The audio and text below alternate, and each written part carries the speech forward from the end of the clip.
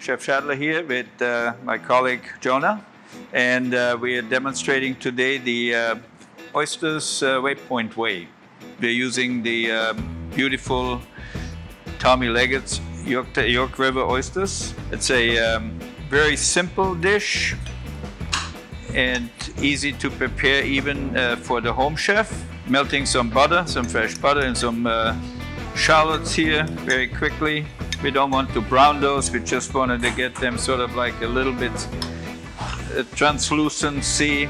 Now we deglaze that pan with just a touch of vegetable stock, and the reason for that is to wilt the spinach. Just a couple leaves, very nice, it's baby leaf spinach, local, and season that with a little salt and pepper. We want to keep the spinach nice and green, not too overcooked. You should be able to recognize that. And then at that time, we add the lump crab meat. You never can get enough crab meat in there, so please be ambitious in the crab meat. And then we're adding just a little touch of cream. You want to reduce that to a creamy texture, so that the texture at the end is going to be similar to that, okay? So a combination of almost like a stew, but not quite as heavy.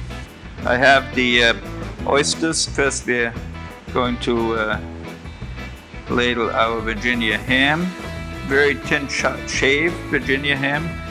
You can order that from the butcher like that, or if you have your own slicer at home, we top each of those morsels up with a little bit of crab meat and spinach.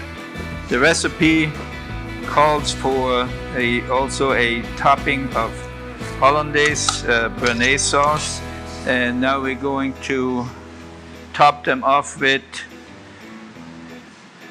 the Hollandaise. After I'm finished topping, I'm going to step aside for a minute and put them under the broiler. Okay, that was just sort of like a minute, and if you see the juice down here on that oyster, that would now be barely just warm, and the oyster itself is barely cooked, but has this succulent, wonderful texture in it.